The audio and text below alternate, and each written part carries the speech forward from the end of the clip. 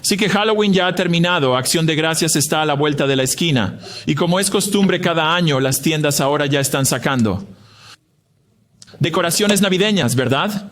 La época más maravillosa del año se acerca rápidamente, y junto con todos los dulces, las luces y las decoraciones, llega la costumbre anual de atacar al verdadero Jesús. Canales como History y Discovery pronto sacarán el mismo grupo de eruditos anticristianos para decirte que la Biblia no es verdad y que el Jesús que aprendiste no es el Jesús real. ¿Existió realmente Jesús? ¿Nació realmente en Belén? ¿Era realmente el Hijo de Dios? ¿Qué ocurrió realmente? ¿Cuál es la verdadera historia? Y no te lo imaginas. La verdadera historia no se puede encontrar. ¿Dónde? En la Biblia.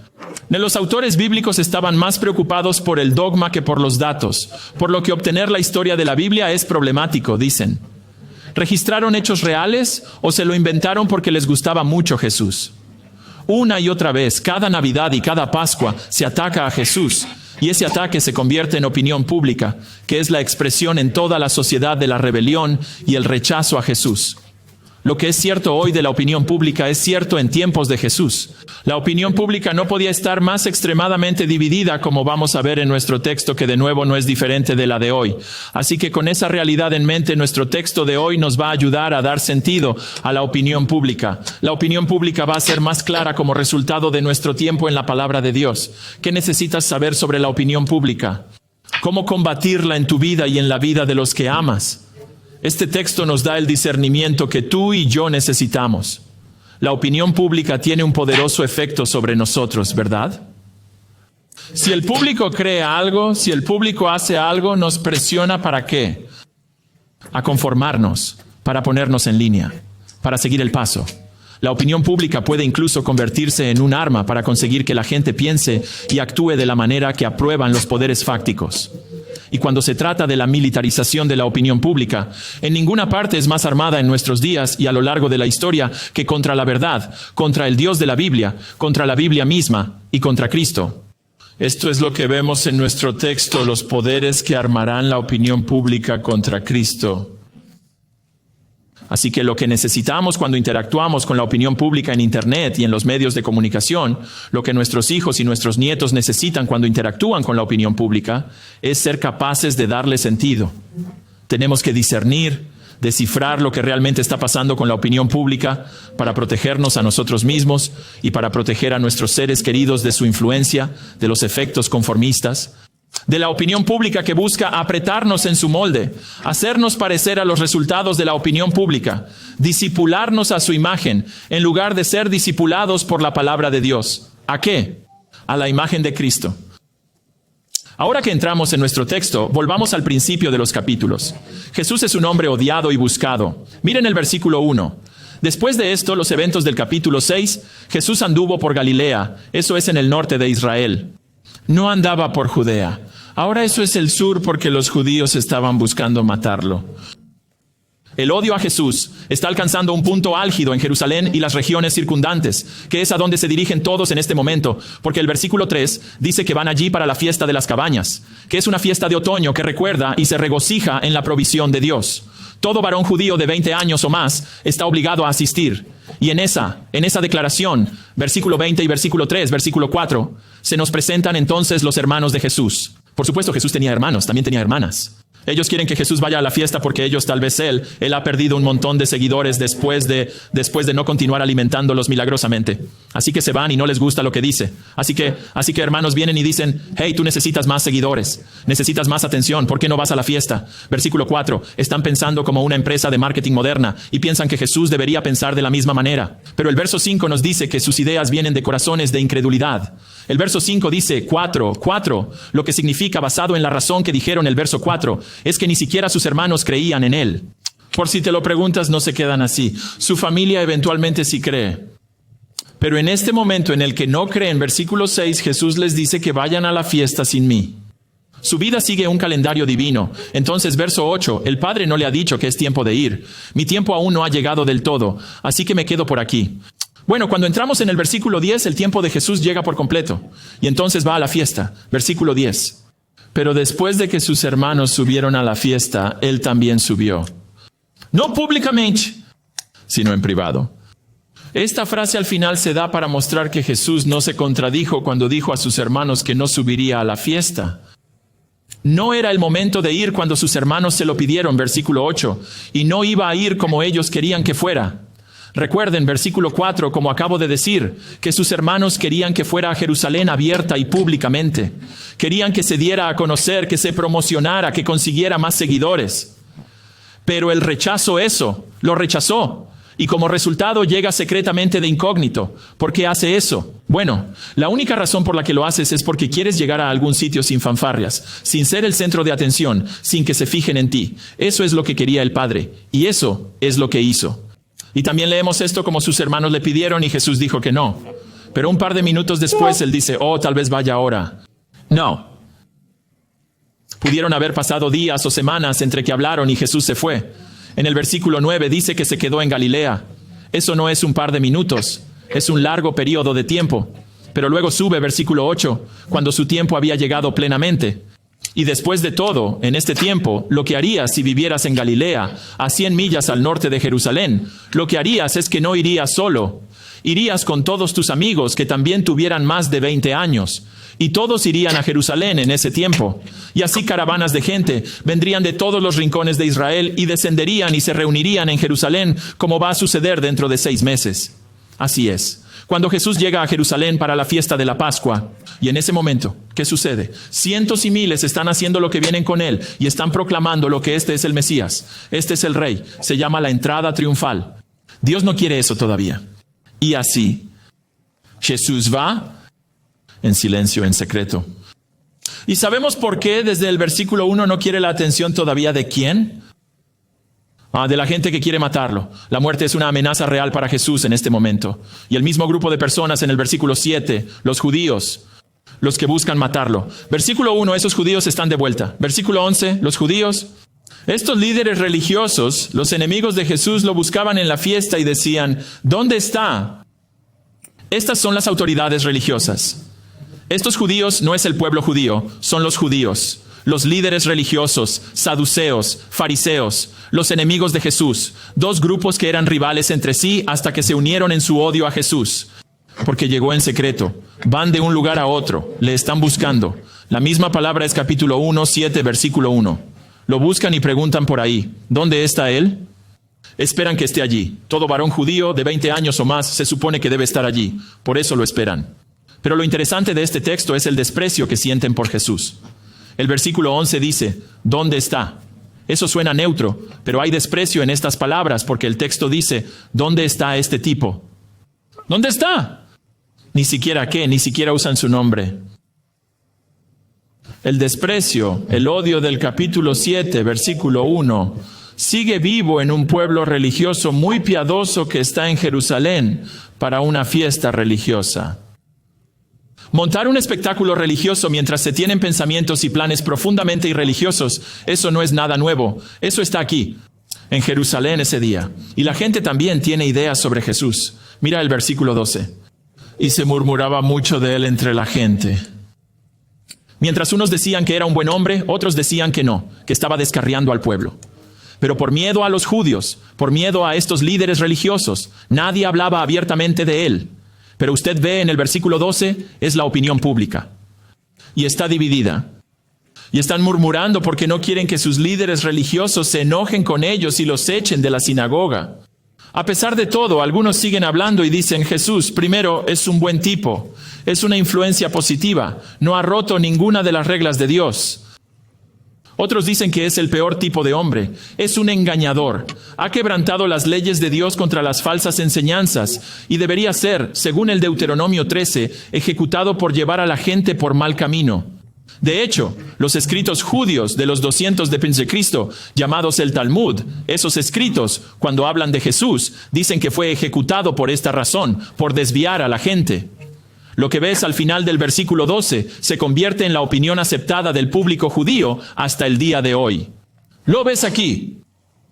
Así que al considerar la opinión pública en nuestro texto, sería bueno para nosotros el punto número 1, asumir que el Jesús del público es falso. Punto número 1, si estás tomando notas, asume que el Jesús del público es falso. La opinión pública que escuchas de los medios de comunicación, profesores, familia, amigos, lo que sea, debe ser vista como culpable hasta que se demuestre su inocencia cuando se trata de sus opiniones sobre Jesús. Asume que cualquier cosa que digan va a ser falsa, tal como vemos aquí en Juan 7. Jesús advirtió en Mateo 24:5 que habría muchos falsos cristos. Y el resultado de la obra de estos muchos falsos cristos es, cito, que van a llevar a muchos por mal camino. Así que esa es la idea. La opinión pública promueve que empuja que adelante falsos cristos. Así que consideremos la opinión pública del versículo 12. Consideremos la expresión de la opinión pública preservada para nosotros en nuestro texto. ¿Era Jesús un buen hombre? ¿O era un engañador? No era ni lo uno ni lo otro. No. Ambos son falsos, tal como estoy diciendo. Así que, como dije, asuman que Jesús, una opinión pública, es falsa, así como el Jesús de estas opiniones públicas en el versículo 12 es falso. Jesús no era un buen hombre, lo sabes, ¿verdad? No era un buen hombre. No era un buen maestro. Los buenos hombres, los buenos maestros, no enseñan que su Dios tiene los atributos de Dios, puede perdonar el pecado, resucitar a la gente de entre los muertos y es el único camino al cielo. Quiero decir, piensa en ello. Si me parara aquí y dijera, yo y el Padre somos uno. Si crees en mí tendrás vida eterna. Y te resucitaré en el último día. Te sentarías allí y dirías, él ha perdido su mente siempre amorosa. Tenemos que salir de aquí. Empieza a publicar por todo internet. Aléjate de esa iglesia porque ese pastor se volvió loco. Eso es lo que harías. No dirías, hombre, él es un buen maestro. Eso es solo algunas cosas buenas que salen de su boca, ¿verdad? No harías eso. Y a propósito, esto no era la periferia de su enseñanza, tú sabes, como él principalmente enseñó a amar a tu vecino y ser amable con la gente. Pero ocasionalmente dijo algunas cosas locas como que él es Dios. No, este es el núcleo de lo que dijo. Él era el núcleo de sus propias enseñanzas. Así que si se equivocó en el núcleo de lo que enseñó, es un hombre egocéntrico y arrogante. ¿Qué significa eso? Que no es un buen hombre. Así que no es un buen hombre. Tal vez las otras personas en el versículo 12 tienen razón. Tal vez es un engañador. Pero espera, ¿es eso posible? Quiero decir, ¿la gente loca muestra el tipo de carácter que vemos que Jesús tiene en el Nuevo Testamento? ¿Alguien alguna vez interactuó con alguien? Son como, están locos. ¿Alguien en ese momento pensaron que actuaban como Jesús en el Nuevo Testamento? ¿Alguna vez pasó por tu mente? ¿Alguna vez se te cruzó por la mente ni siquiera una fracción de pensamiento? Por supuesto que no. ¿Por qué? Jesús es la persona menos loca de la historia. Si Jesús está loco, ¿qué dice eso de ti? ¿Qué dice de mí, verdad? Bueno, tal vez está engañando a la gente a propósito. Sin embargo, quiero decir, ¿es eso posible? Bueno, si era un engañador, es el mejor engañador en la historia del mundo. Piensa en ello. No mintió sobre cosas periféricas, cosas que no importan. Mintió sobre cuestiones fundamentales de la realidad. Piensa en ello. Como afirmó ser Dios en un contexto donde el monoteísmo reina supremo, y la gente que cree en el monoteísmo estaba dispuesta a morir por esa idea. Eran constantemente ridiculizados por el resto de la cultura por ser monoteístas. Y sin embargo, en ese contexto Jesús dice, yo no soy un solo Dios. Y lo que la gente creía, él afirmaba ser el Señor. Curiosamente, Señor, en un contexto donde esa palabra se usaba para los emperadores romanos. Entonces dice que Jesús es el Señor. Esa afirmación es traición política contra el poder de la época. Y la gente lo hizo de todos modos. Jesús es el Señor, estaban dispuestos a morir por esa idea y muchos lo hicieron. Y afirmó ser el único camino al cielo. En un contexto donde ya había un camino al cielo. Creer en el Dios de la Biblia. Y Él dice, crean en Dios, cree también en mí. Porque yo no soy Dios. Diciendo eso a judíos estrictos y devotos, que abrazan esa idea, a pesar de la tremenda presión familiar y pública para permanecer en el judaísmo. Lo hicieron de todos modos. Así que cuando tratamos de llegar a un acuerdo con lo que Jesús dijo e hizo, llamarlo un engañador, ya sea a sabiendas o sin saberlo, simplemente no se ajusta a los hechos. No era un impostor y no era un buen hombre. Él es quien dijo ser, que es qué. Es el Dios hombre. Dios que se hizo hombre para rescatar a la humanidad de nuestros pecados. Eso es lo que realmente es. Cualquier otra cosa es automática y categóricamente ¿qué? Es falso, ¿verdad? Es falso. Deberías decir sí, es falso. Bien, ¿por qué? Porque es un falso Cristo. Porque no está de acuerdo con Él. Así que cuando la opinión pública pontifica sobre Jesús, es seguro asumir que Jesús, el Dios hombre que salva a los pecadores de sus pecados, no es el Jesús sobre el que estarán pontificando. ¿Conoces el dicho? Sé que mientes porque tus labios se mueven. ¿Conoces ese dicho? Eso debería estar en el fondo de tu mente cuando veas la opinión pública sobre Jesús.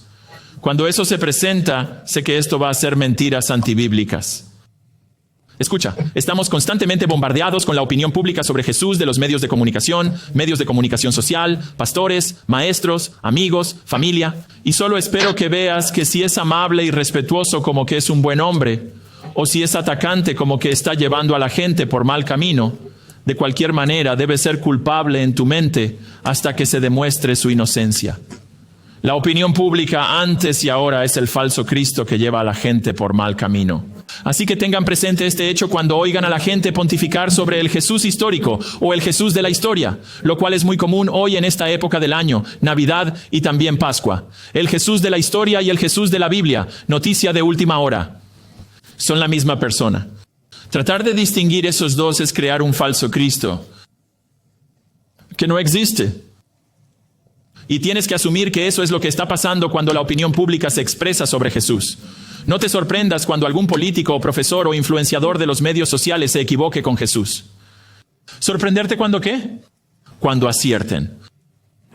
Ahí es cuando deberías sorprenderte, cuando aciertan, cuando lo que dicen de Él coincide con lo que Él dijo de sí mismo, porque la opinión pública es un falso Cristo. Y escucha, el paradigma no es mi pastor contra la opinión pública o mi padre contra la opinión pública. ¿Es qué? Es la opinión pública contra Jesús. ¿Está bien? Ese es el paradigma. Así como tú eres el experto, ¿en qué? ¿En quién eres? Dejemos que Jesús sea el experto. ¿En quién es? Que por cierto es por lo que vamos despacio a través de los libros de la Biblia. Así extraemos de ella toda la verdad que necesitamos para que después de estar saturados de verdad semana tras semana, todos crezcamos en lo que se llama discernimiento, de modo que le demos sentido a la opinión pública sobre Jesús que contradice la verdad sobre Él. Y entonces sabemos, oh, eso parece verdad, oh, eso es falso, eso es falso, eso es falso, eso es falso. Por eso hacemos eso, para que tengas el discernimiento que necesitas cuando la opinión pública te da un falso Cristo, que es lo único que te dan. Ahora la escena avanza rápidamente hasta alrededor del cuarto día de esta fiesta de 8 días. Mira el versículo 14, hacia la mitad de la fiesta. Así que alrededor del cuarto día Jesús subió al templo y comenzó a enseñar. Ahora, si lo has estado siguiendo de cerca, podrías estar confundido en este momento. Quiero decir, ¿por qué está Jesús enseñando en el templo donde miles y miles de personas estarían? Cuando llegó allí, ¿cómo? En secreto. ¿Cómo le damos sentido a eso? Parece una contradicción, pero me alegro de que preguntes. Echemos un vistazo. Si llegó con eso, permítanme reiterar lo que dije antes. Si llegara con miles de personas, como lo hará a 6 meses de estos eventos, probablemente habría llevado a una entrada triunfal prematura que hizo que lo arrestaran y mataran y habría contradicho la profecía. Dios tiene un tiempo específico para que eso suceda. El capítulo 9 de Daniel habla de eso, y se supone que sucedería no en la fiesta de las cabañas, sino en la fiesta de la Pascua, donde se sacrifican corderos por el pecado, y Él ofrecería un sacrificio por los pecados del mundo como el Cordero de Dios. Así que debido a que eso sucedería si Él viniera con todos los demás públicamente, Él llega secretamente. Pero solo llega en secreto. El plan no era permanecer de incógnito todo el tiempo. No, Él está allí para enseñar a la gente la verdad. Y mientras lo hace, las autoridades judías, versículo 11, que lo estaban buscando, ¿qué? Lo encuentran. Y aquí están escuchándolo. Versículo 15, dicen, ¿cómo es que este hombre tiene el aprendizaje? ¿Cuando nunca ha estudiado? De nuevo, no se puede ver en español. Esto suena como un wow, están asombrados, ¿verdad? Incluso tiene esa palabra, se maravillaron, se asombraron. Pero no, esto es desprecio por Jesús otra vez, porque tenemos esa misma palabra otra vez. ¿Cómo es que este tipo tiene aprendizaje? Él no estudió formalmente bajo ninguno de nuestros rabinos oficiales. No está aprobado por ninguno de nosotros para ser maestro en Israel. No tiene el derecho, el permiso, la autoridad. No tiene nada de eso para enseñar a nadie. Bueno, como ellos, la enseñanza de Jesús no era suya. Su enseñanza era de otros rabinos. El rabino fulano dice esto y aquello y lo otro. Las enseñanzas de Jesús, versículo 16, tampoco son suyas. Pero él tenía algo superior a cualquier rabino. Versículo 16. Así que Jesús les responde: mi enseñanza no es mía, sino de quien me envió. En otras palabras, todo lo que enseñaba procedía de Dios mismo. Por lo tanto, sus enseñanzas tienen un peso, una gravitas, una autoridad, una relevancia que ningún rabino, ninguna escuela de rabinos, ni siquiera toda la historia de los rabinos podría jamás esperar dar. Y en el versículo 16, observen que fue enviado aquí por aquel cuya palabra está enseñando. Así que al rechazar a Jesús, piénsalo, al rechazar a Jesús, estos líderes rechazaron al Dios que estaban en la fiesta para adorar. Oh, estoy aquí adorando a Dios. Jesús dice, no, no lo estás. Si me rechazas, ni siquiera conoces al Dios que estás aquí para adorar. Bueno, cuando la opinión pública es un falso Jesús y cuando el arrepentimiento no es una opción para la gente, ten en cuenta lo que acabamos de ver en el texto. Y punto número 2, esperen que el público desacredite al verdadero Jesús. Esperen que el público desacredite al Jesús real. Si no van a someterse a Jesús, buscarán desacreditarlo. Vemos esto a lo largo de los evangelios, los primeros capítulos de los Hechos. Las autoridades religiosas buscan desacreditar a Jesús para no tener que lidiar con él. Y quiero que veas, hay docenas de ejemplos que puedo mostrarte. Quiero mostrarles uno en el capítulo 8 de Juan, porque está cerca y es particularmente vicioso. Mira el capítulo 8 de Juan y baja hasta el versículo 39. El mismo grupo de autoridades religiosas a las que se dirige en el capítulo 7 está hablando aquí en el capítulo 8. Le respondieron, Abraham es nuestro padre. Capítulo 8, versículo 39, Jesús les dijo, si fuerais hijos de Abraham, estaríais haciendo las obras que hizo Abraham, pero ahora buscáis matarme. Ahí está esa indicación. Estas son las mismas autoridades religiosas. Buscáis matarme. Un hombre que os ha dicho la verdad que yo aprendí, oí de Dios. ¿Les suena familiar? Mi enseñanza no es mía, es de aquel que me envió. Versículo 16. Esto no es lo que hizo Abraham. Está haciendo las obras que hizo su padre.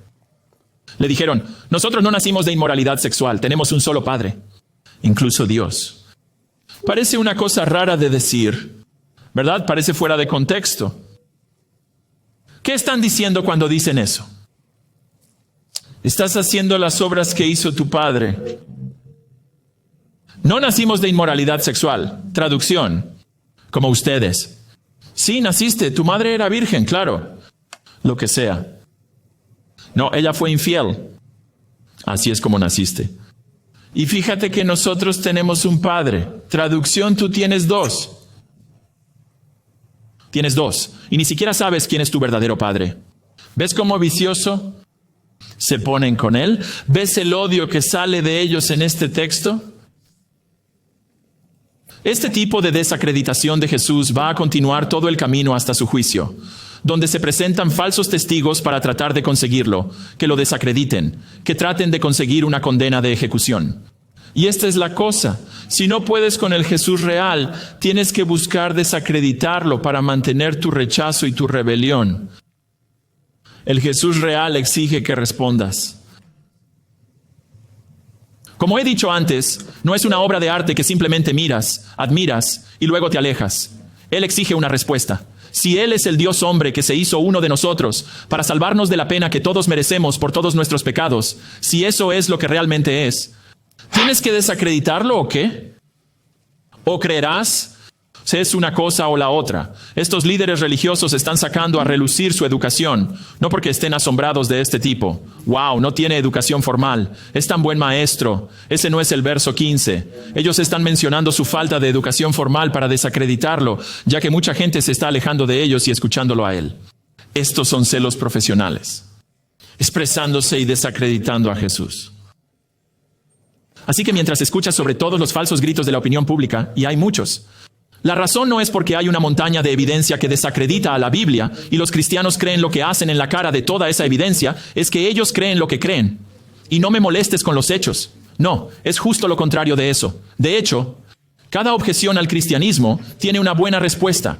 Y como el cristianismo ha sido atacado desde el principio, hay miles de respuestas a las miles de objeciones. La razón del descrédito, lo que te da discernimiento al mirar hacia el mundo que está desacreditando a Jesús, es realmente simple.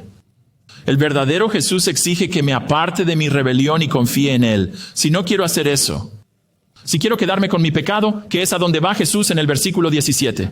Si yo quiero mantener mi pecado, entonces desacreditaré a Jesús. Desacreditaré el libro acerca de Él en el Nuevo Testamento para que yo pueda mantener mi independencia. Quiero decir, ¿cuántas veces la opinión pública busca desacreditar a la gente que no está de acuerdo con ella? ¿Con ella? He estado prestando atención los últimos años. Es lo mismo. Aquí. La opinión pública busca desacreditar a Jesús porque Jesús ataca lo que ellos enseñan. Y porque ataca. ¿Cómo tratan a la gente que confía en los que crean la opinión pública? Así que espera que la opinión pública busque desacreditar al verdadero Jesús y espera que la fuerza de la opinión pública se influirá en las personas que amas y que usarán credenciales como las de aquí. Él lo hace. No es maestro aprobado. Usa su influencia. Sabemos que es verdad cuando ni siquiera usan el ridículo, como estamos viendo en nuestro texto para desacreditar al Jesús que tanto aprecias. Y si esperas que lo desacrediten, Chuy, entonces es imperativo que te prepares para responder a los ataques. ¿Qué descrédito sé que viene de mis hijos y mis nietos, mis amigos, mi familia? ¿Cómo obtengo la verdad que necesito para ayudarles con la verdad que van a necesitar para combatir el descrédito que sabes que van a enfrentar? Una vez más, esta es la razón por la que ofrecemos clases y hacemos podcasts y escribimos blogs y predicamos la Biblia casi todas las noches de la semana aquí. ¿Por qué? Todo es para tratar de pastorearte bien. Mi parte del pastoreo es protegerte de los lobos del error. Bueno, versículo 17, Jesús confronta aún más su intento de desacreditarlo cuando dice, si la voluntad de alguien es hacer la voluntad de Dios, él sabrá si la enseñanza viene de Dios o si estoy hablando con autoridad propia. El que habla por su propia autoridad busca su propia gloria. Pero ahora se refiere a sí mismo. El que busca la gloria del que lo envió es verdadero. Y en él no hay falsedad. ¿Dais? Versículo 16. Mis enseñanzas, no las de ellos. Mis enseñanzas vienen de Dios. Y puedes evaluar mis enseñanzas. Y realmente puedes evaluar las enseñanzas de cualquiera de la siguiente manera. Versículo 17. Humanamente hablando, si quieres saber si las enseñanzas vienen de Dios, considera cuánto quieres hacer la voluntad de Dios. Si hacer la voluntad de Dios te importa, si quieres hacer lo que Dios quiere que hagas, verás una conexión entre ese deseo, dice Jesús aquí. Y si sus enseñanzas son verdaderas o no. Conocerás la palabra de Dios. Sabrás que sus palabras son verdaderas, cuando la voluntad de Dios es lo que quieres. Oye, versículo 18, humanamente hablando, si quieres saber si las enseñanzas de Jesús son de Dios, considera a quien se lleva la gloria por la enseñanza. Eso es lo que les está diciendo. ¿Se lleva la gloria el maestro o se la lleva el padre? El que habla desde sí mismo está hablando de ellos. El que habla de sí mismo, hablando sus propias palabras, sus propias ideas, sus propias teorías, está buscando gloria y honor para sí mismo. Él dice, pero verso 18, o al hablar las palabras de Dios, Jesús dice que está buscando la gloria de Dios, no la suya propia. Lo que dice en el verso 18, prueba que lo que dice es verdad. Y no hay nada falso en él, ni nada falso que salga de él. De nuevo, puede que a nosotros no nos lo parezca, pero él trató de sacarlo un poco a la luz. Este es un golpe masivo a estos líderes religiosos. ¿Por qué? Porque pensaban que existo para hacer la voluntad de Dios. Estoy aquí en Jerusalén en esta fiesta para hacer la voluntad de Dios. Por eso estoy aquí. Y Él está diciendo, si esa fuera realmente tu motivación, entonces ya sabrías si mis palabras son ciertas o no. ¿Y tú crees que mis palabras son falsas? Me estás desacreditando. Eso prueba que la voluntad de Dios no es lo que está en tu mente. Ay, verso 18. Él cava más profundo en eso y dice, tú sabes dónde Él dice ahí en el verso 18. El que habla por su propia autoridad busca su propia gloria. Esto es todo lo que hicieron. Yo soy el rabino fulano de tal y el rabino fulano de tal dice esto. Rabí fulano dice eso. Solo hablaban por su propia autoridad. Jesús dice que eso significa que estás dominado por una cosa: obtener gloria para ti mismo, no Dios. Lo que Jesús está haciendo aquí es exponer los motivos de su rechazo. Así que es importante para nosotros el punto número 3. Considerar los motivos detrás del rechazo público. Considera los motivos detrás del rechazo público. ¿Por qué?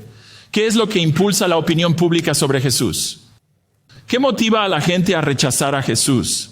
Bueno, hay muchas razones, pero si nos atenemos a las que vemos en nuestro texto, a las razones por las que la gente rechaza a Jesús, están aquí en lo que Jesús les dice a estos líderes. Primero, la gente rechaza a Jesús porque no quieren hacer la voluntad de Dios. No quieren hacer la voluntad de Dios porque quieren hacer su voluntad en su lugar. Confían en que lo que ellos quieren es mejor que lo que Dios quiere. En otras palabras, hay una falta de fe, lo que lleva a una falta de arrepentimiento por su rebelión. Así que la gente rechaza a Jesús porque no quieren que Jesús esté al mando. Y la opinión pública es solo una expresión colectiva de ese deseo de que Jesús no esté a cargo. Así que tiene que ser otra persona.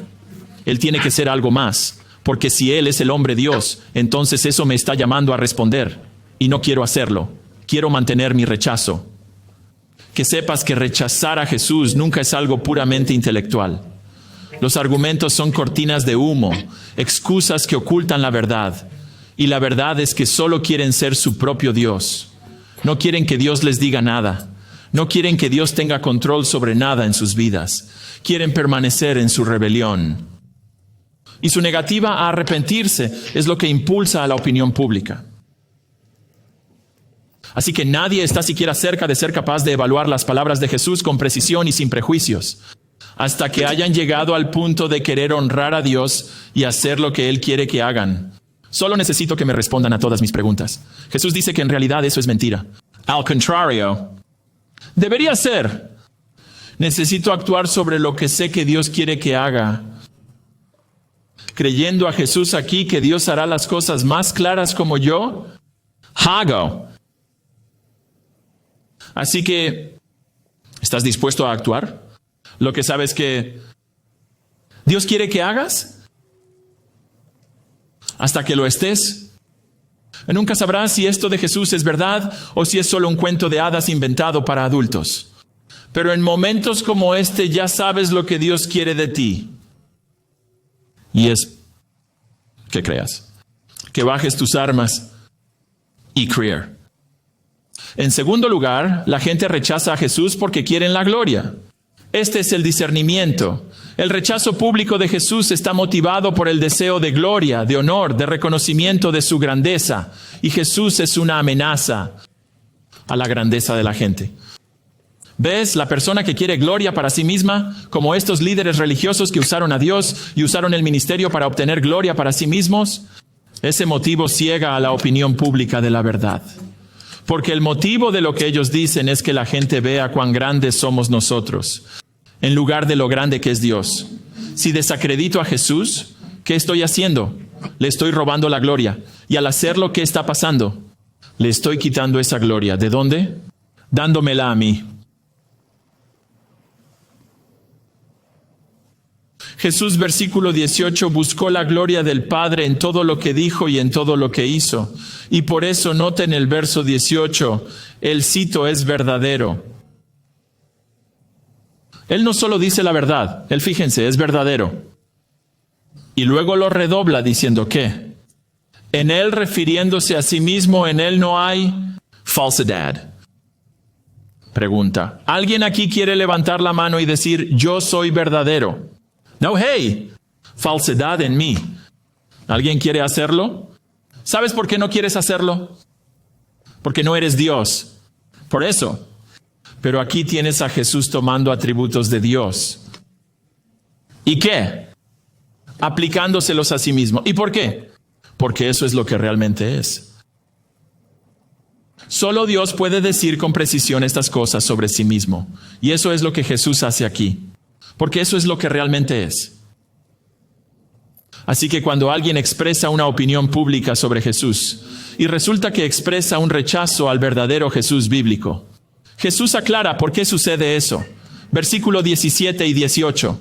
Es porque las personas que expresan la opinión pública están en rebelión contra lo que Dios quiere. Son un rival para Él que quiere la gloria que solo pertenece a Dios. Quieren esa gloria para ellos mismos.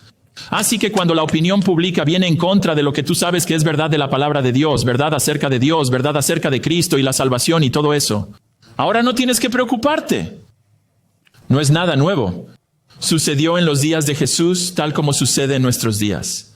Así que asume que el Jesús que el público está vendiendo no es el verdadero Jesús, porque no lo va a hacer.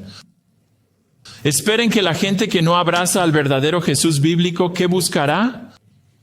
Buscarán desacreditarlo, apuntalar a su falso Jesús con la esperanza de que eso sea suficiente para mantenerse alejados y protegerse del Jesús real.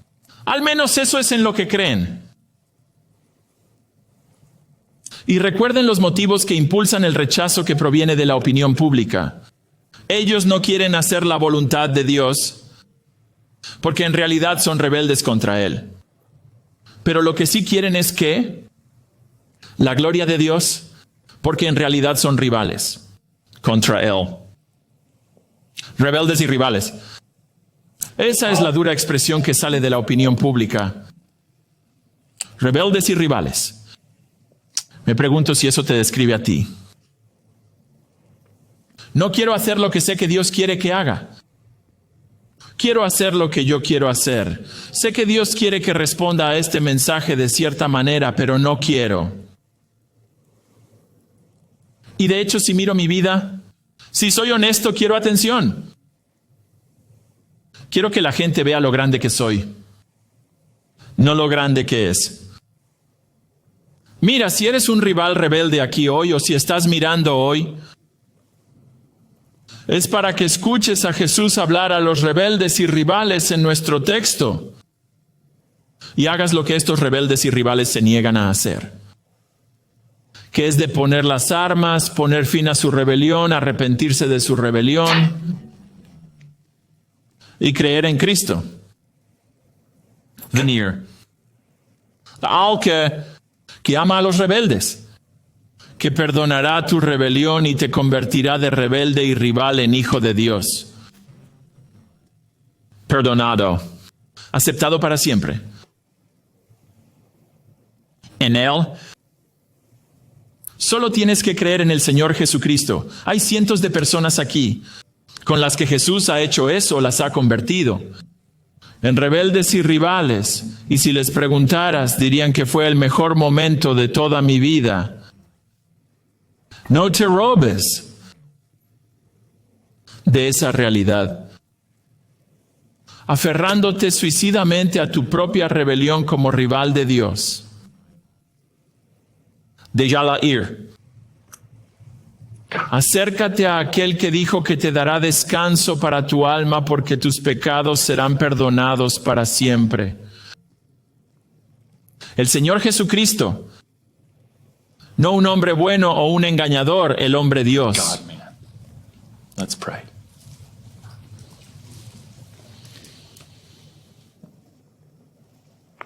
Jesús enseñando a través del libro de Juan es algo que he hecho muchas veces antes, pero esta vez lo que más me llama la atención es lo bondadoso que eres con la gente que te odia. En tu bondad los confrontas. En tu bondad les muestras la verdad. Sostienes el espejo de la verdad para que se arrepientan. Y sin embargo, una y otra vez se niegan. Rezo ahora que eso no sea verdad para nadie dentro del sonido de mi voz. Que no endurezcan su corazón, sino que vean el ejemplo de estos maestros religiosos llenos de odio y digan, no quiero ser como ellos. Quiero arrepentirme. No quiero ser un rebelde contra ti. Quiero creer. Por favor, haz eso. Y en los corazones de las personas que están hoy aquí y observando. Gracias, Jesús. Gracias, Jesús, por amar a los rebeldes. Esa verdad da esperanza, da paz, Da alegría saber que esto es verdad sobre ti. Que esa verdad llene nuestros corazones de gratitud y adoración. Mientras comulgamos y recordamos tu muerte por nuestros pecados. Por la gloria de tu nombre. Amén.